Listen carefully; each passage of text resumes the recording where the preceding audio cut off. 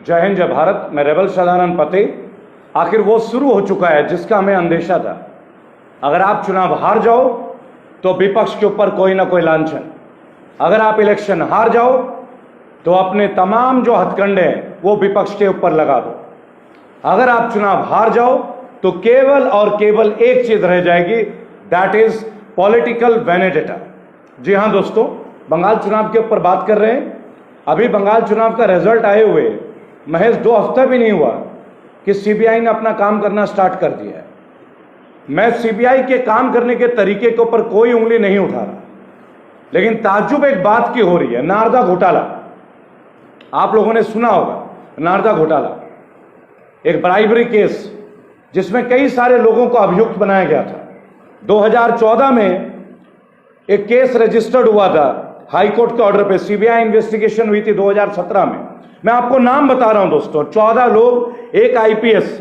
उन 14 लोगों में मदन मित्रा, मुकुल रॉय, सौगत रॉय, सुल्तान अहमद, इकबाल अहमद, काकोली घोष, प्रसून बंदोपाध्याय, शुभेंदु अधिकारी, ये नाम अच्छे से सुनिएगा, शुभेंदु अधिकारी, शोभन चटर्जी, सुब्रत मुखर्जी, फिराद हकीम, अपर ऊपर आईपीएस सैयद हुसैन।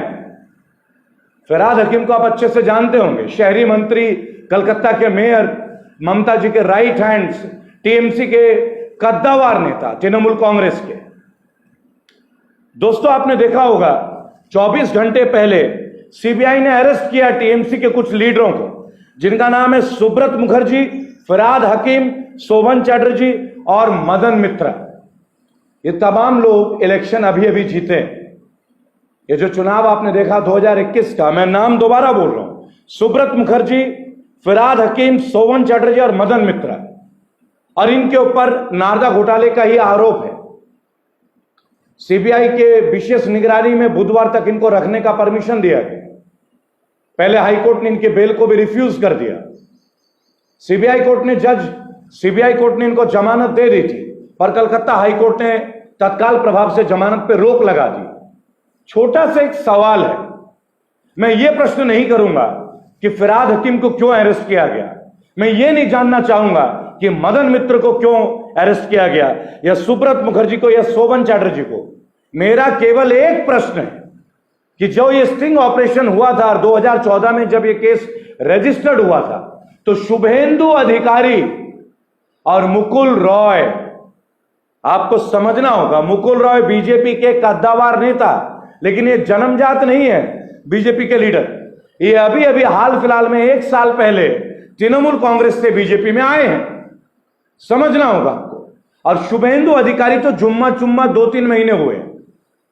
शुभेंदु अधिकारी टीएमसी के कद्दावर नेता, जिन्होंने अभी ममता बनर्जी को इलेक्शन में हराया। आप समझ रहे होंगे, आप सुन रहे होंगे मैं क्या कहना चाह रहा हूं। तो मैं सीबीआई के काम करने के ऊपर कोई प्रश्न नहीं है। सीबीआई के तमाम अधिकारियों को केवल एक सवाल पूछूंगा कि मुकुल रॉय और शुभेंदु अधिकारी, आखिर इनके लिए डिस्काउंट क्यों और कैसे ये बाहर है, और बाकी फिराद हकीम और सुब्रत मुखर्जी, शोभन चटर्जी और मदन मित्रा, केवल ये क्यों अरेस्ट होते हैं, केवल ये क्यों पूछताछ के लिए बुलाए जाते हैं। और अब तो ये अरेस्टेड है, अभी ऑफिशियल हो चुका है। तो क्या ये पॉलिटिकल वेनेडेटा नहीं है? आपको याद होगा 2014 में एक मोदी लहर आई थी। अब वो लहर है या कहर है, ये तो आप और हम बेहतर जानते हैं। लेकिन आइए 2014 के ऊपर एक बात कर ले। पहले कहा गया था 2G, 3G, 4G, जीजाजी ना जाने कितने सारे घोटाले। कांग्रेस ने तमाम घोटाले करे, ये बताने वाले मोदी जी थे। मोदी जी ने बताते कि आधार कार्ड की हमें जरूरत नहीं है। मोदी जी का रिकॉर्डेड है ये चीजें। जब पेट्रोल की कीमतें हाई हुई थी, मनमोहन सिंह को चूड़ियां फेंकी गई थी स्मृति ईरानी द्वारा, हाहाकार मचा था। गाय भैंस को लेकर सड़कों में लोग तैर रहे थे दिखाने के लिए, विरोध जता रहे थे। प्रॉब्लम तब होती है जब कथनी और करनी में फर्क आ जाए। प्रॉब्लम तब होता है जब चरित्र और चित्र में फर्क दिख जाए। यही हुआ है भाजपा के साथ। वो 2G, 3G, 4G, जीजाजी जितने घोटाले थे, इन्होंने कहा था हरियाणा में अगर हमारी सरकार बनती है रॉबर्ट वाड्रा जेल जाएंगे। दोस्तों, रॉबर्ट वाड्रा जेल चले गए क्या? जरा बताना कौन से जेल में रॉबर्ट वाड्रा है। मैं भी मिलाता हूं जरा उनसे। मेरा कोई घनिष्ठ प्रेम नहीं है, लेकिन रॉबर्ट वाड्रा को चोर बताने वाले थे कौन? भाजपा के लोग। 2G 3G कोयला घोटाला बताने वाले थे कौन? भाजपा। ये कौन लोग हैं जो आरोप लगाते हैं लेकिन आरोपियों को जेल में नहीं डालते? ये कैसी पॉलिटिक्स है और ये कैसे पॉलिटिशियन है?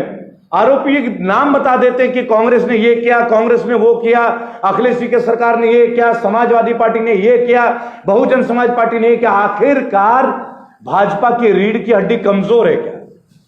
ये ऐसे लोगों को जिनको ये मालूम है कि घोटालेबाज हैं, चोर हैं, ये भ्रष्टाचार में लिप्त हैं, ऐसे लोगों को भाजपा वाले अंदर जेल में क्यों नहीं डालते हैं? या इलेक्शन के पहले ही केवल बोलना जानते हैं? तो फिर क्यों ना मानहानि का मुकदमा इनके ऊपर भी दर्ज किया जाए, और क्यों ना रॉन्ग इंफॉर्मेशन का मुकदमा इन लोगों के ऊपर दर्ज किया जाए कि हम लोगों की भावनाओं से आप खेलते हैं। 1 लाख करोड़, 2 लाख करोड़, 3 लाख करोड़ का घोटाला। अरे अगर वो घोटाला हुआ है तो कहां है वो घोटालेबाज? और घोटालेबाज को छोड़ो, पहले घोटाले की रकम कहां है, कितना आपने वसूल कर लिया, हमें ये तो बताओगे। ताजा उदाहरण टीएमसी वालों के साथ है। तृणमूल कांग्रेस अभी इलेक्शन हार गए, मुंह दिखा नहीं पा रहे हैं। अमित शाह जी ने बोला था कि हम 200 से पार सीट लेंगे, यहां तो 100 की गिनती में नहीं आ पाए आप। कितनों की तो जमानत जब्त हो गई। बाबुल सुप्रियो हार चुके, कौन नहीं हारा? आखिरकार कौन नहीं हारा, है ना? लेकिन क्या इसका मतलब यह होगा कि देश की राजनीति अब बदले की राजनीति से चलेगी? देखिए दोस्तों, अगर फिरहाद हकीम गलत हैं, अगर मदन मित्रा गलत हैं, सजा दीजिए। लेकिन रॉबर्ट वाड्रा का क्या, जो 2014 के पहले से मोदी जी सबके सामने बोलते आ रहे हैं, हरियाणा में भाजपा बोलती आ रही है, मनोहर लाल खट्टर की सरकार बोलती आ रही है, क्यों नहीं रॉबर्ट वाड्रा जेल गए? प्रॉब्लम केवल ये हो जाती है, तब हो जाती है दोस्तों, जब हम लोग ये देखते हैं कि ये केवल एलिगेशंस लगाते हैं और हां, ये परेशान बहुत करते हैं। किसान आंदोलन शुरू हुआ तो किसानों को नोटिस, इनकम टैक्स का छापा, कोई एक्टिविस्ट कुछ बोले तो तुरंत ही उनको उठा लो। आपने उस लड़की को तो आप लोग भूले नहीं होंगे ना, टूल किट प्रकरण। लास्ट में कोर्ट ने कहा कि ये तो, पटियाला हाउस कोर्ट ने कहा ये तो निर्दोष है, इनके पास तो ऐसा कुछ भी नहीं है। लेकिन उनको कैसे हैरेस किया गया, कैसे उनके परिवार वालों को डराया गया। और अभी अभी एक नया व्हाट्सएप में मैसेज आ रहा है कि प्रधानमंत्री के बारे में और किसी बारे में कुछ बोलेंगे तो इस नंबर पे अपना इनका डिटेल भेज दीजिए, वीडियो भेज दीजिए। क्या डरा के मानोगे क्या? हम भारतीय हैं, डर हमारी फितरत में नहीं है, हमारे जहन में नहीं है। और अगर कोई हमें डरा के जीना चाहता हो ना, तो वो अपनी गलतफहमी निकाल ले। सीबीआई, सीआईडी, एनआईए, ये जितने इनकम टैक्स जितने भी ये सरकार के नहीं है, ये भारत के लिए, भारतीय लोगों के लिए। लेकिन इनका दुरुपयोग तो अवश्य हो रहा है दोस्तों, अवश्य हो रहा है। मैं आपको केवल एक बात बोलना चाहूंगा कि जो टीएमसी के फिरहाद हकीम, मदन मित्र, सुब्रत मुखर्जी, सोवन चैटर्जी के ऊपर जो ये अरेस्ट किया गया है, तो शुभेंदु अधिकारी और मुकुल रॉय जो कि अभी अभी भाजपा में घुसे हैं, इनको क्यों छोड़ दिया गया? इनको क्यों नहीं अरेस्ट किया गया? एक बहुत बड़ा सवाल है दोस्तों। अगर इस सवाल का जवाब हमें नहीं मिलता है तो हमें सीधा साधा एक जवाब मिल जाएगा कि जो भी भाजपा के विरुद्ध है और जहां भी भाजपा बीजेपी इलेक्शन हारेगी, वहां फिर सीबीआई हरकत करेगी, सीआईडी हरकत करेगी, एनआईए हरकत करेगी, इनकम टैक्स हरकत करेगी। आखिरकार ये सब हो क्या रहा है? क्या हो रहा है? जब अमित शाह लाखों की भीड़ जुटाते तो इलेक्शन कमीशन चुप हो जाते हैं, तब उनको सोशल डिस्टेंसिंग समझ में नहीं आती।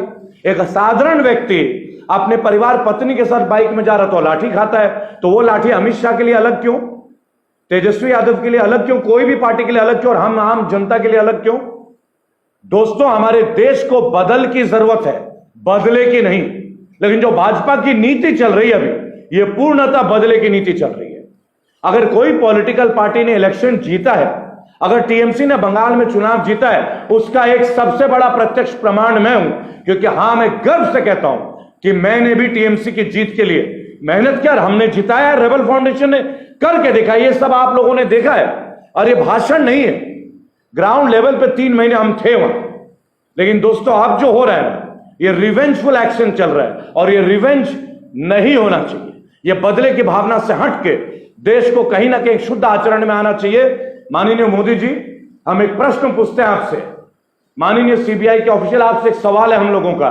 जब आप लोगों ने फिरहाद हकीम, सुब्रत मुखर्जी, सावन चटर्जी और मदन मित्र को अरेस्ट किया, मैंने इसके ऊपर कोई टिप्पणी नहीं की, लेकिन शुभेंदु अधिकारी और मुकुल रॉय को आपने क्यों छोड़ा? पूरा भारत यह सवाल कर रहा है, हमें इस सवाल का जवाब चाहिए। अगर आप लोग मेरे से सहमत हैं तो कमेंट बॉक्स में अपना राय लिखिएगा, अपना एजिटेशन को कमेंट में लिखिएगा, और हो सके तो मेरी निवेदन है, यह वीडियो शेयर जरूर कीजिएगा। जय हिंद, जय भारत।